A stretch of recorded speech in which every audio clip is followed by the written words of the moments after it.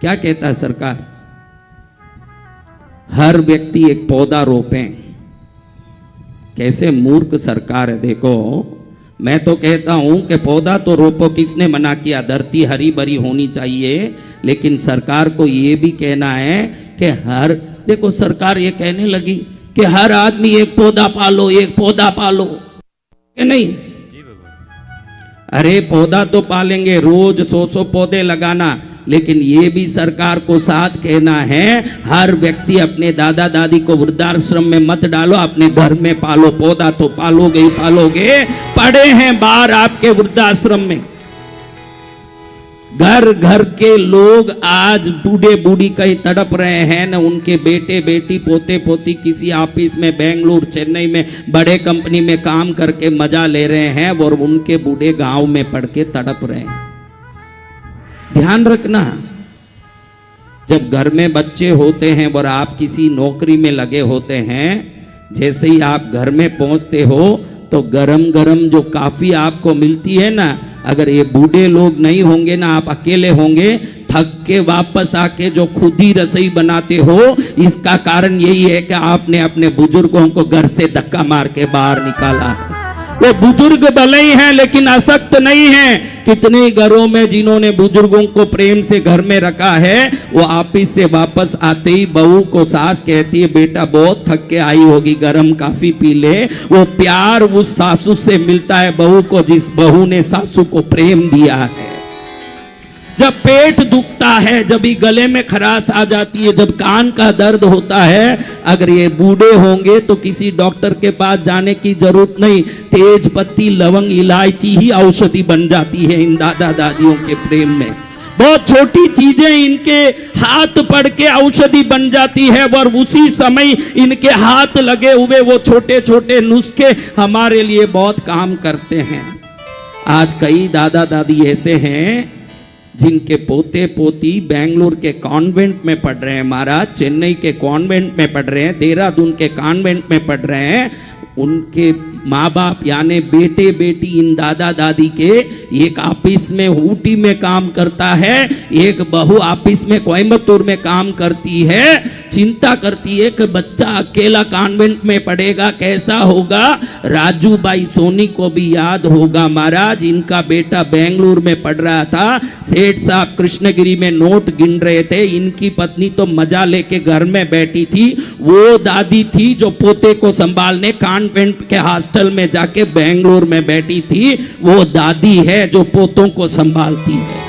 एक दादी होनी चाहिए जो पोतों को संभाल सकती है, जो पोतियों को संभाल सकती है। सरकार को कहना चाहूंगा भाई आप सभी प्राणी पर बहुत प्रेम देते हो, पौधों पर दिल लगाते हो, क्योंकि पर्यावरण का संरक्षण जरूरत है। पर्यावरण का संरक्षण जरूरी है, मैं मानता हूं, लेकिन परिवार का संरक्षण भी बहुत जरूरत है महाराज। सरकार ये भी करें कि एक दादा दादी को हर पोता अपने साथ रखे, एक दादा दादी को हर पोता अपने साथ रखे, हर बेटा अपने माँ बाप को साथ रखें।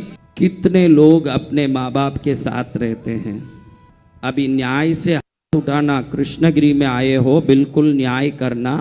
कितने लोगों के माँ बाप कहीं अलग रहते हैं और आप अलग से कहीं मौज ले रहे हो, वो सब हाथ ऊंचाओ। न्याय से हाथ ऊंचाना, जो नहीं ऊंचाएगा वो भगवान के, गुरु के, बाप के, माँ के, सबके दुश्मन। कोशिश करना, अगर व्यवस्था है तो आपके माँ बाप दादा दादी जो भी हैं आपके साथ रहें। ये बोल के खुश मत होना कि मैंने 5 आम के पेड़ बोए हैं, ये बोल के खुश मत होना कि मैंने 5 पीपल के वट वृक्ष के पौधे लगाए जो भविष्य में बहुत बड़े होंगे। बाद में जो बड़े होंगे वो पौधे को बाद में चिंता करना, आपको बड़े किए वो परिवार के बुजुर्गों की पहले चिंता करना। जय जय गुरुदेव। उनसे लाखों काम हुए महाराज। हाँ, जब कमर पकड़ लिया था, डॉक्टर से दवाई लेके भी ठीक नहीं हुआ, थोड़ा सा सरसों के तेल दादी ने गरम किया और यहाँ से क्या मैजिक किया पता नहीं, थोड़ा सा ऐसे हाथ फेरा और उसी समय कमर दर्द गायब। ये उन बुजुर्गों की हाथ की खेल है महाराज।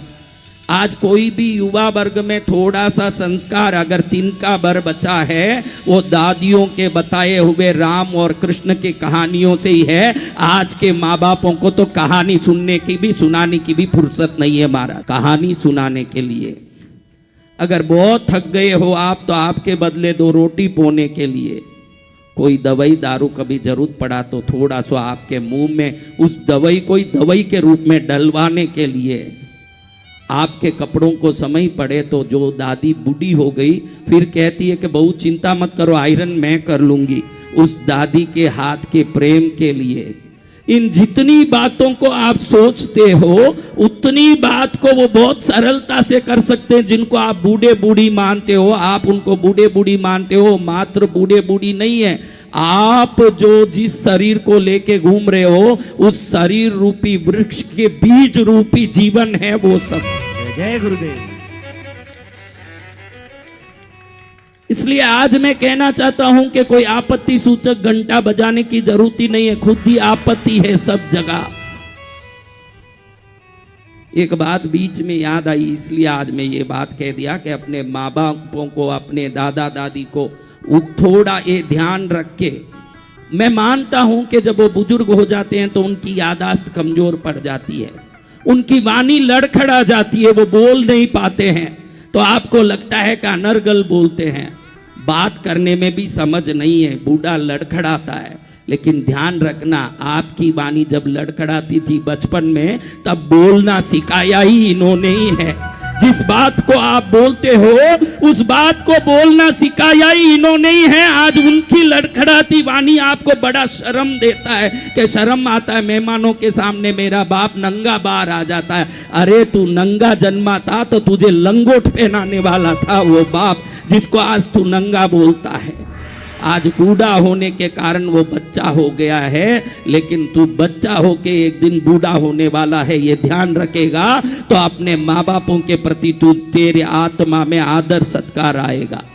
कृष्णगिरी आए हुए जितने लोग पद्मावती का आशीर्वाद पाना चाहते हैं तो अपने माँ बाप, अपने दादा दादी का प्रेम किया करो। बहनों को इतना समझाऊंगा, तुम्हारा पति मना करे तो भी पियर में छुप के 2 बातें कर लिया करो, उनके मन में आपका प्यार सदा तड़पाता रहता है। बहनों 2 शब्द बात कर लिया करो, 2 शब्द उनसे प्रेम से बोल लिया करो, क्योंकि कई घरों में ससुराल से झगड़ा हो जाता है। जमाई का कहता है कि जो अंगूठी देना था दिया नहीं, जो घड़ी देनी थी दिया नहीं, जो कार दिलाना था दिया नहीं, उस घर में बात नहीं करना तुझे। बोलता होगा मूर्ख, उसको समझ नहीं है। वो जैसे किसी माँ बाप से ही बाहर आया है, वैसे हर बहन भी किसी माँ बाप से ही बाहर आई है। श्राद्ध करो ससुराल में तो अपने भी पियर वालों को कम से कम हाथ जोड़ के याद कर लिया करो।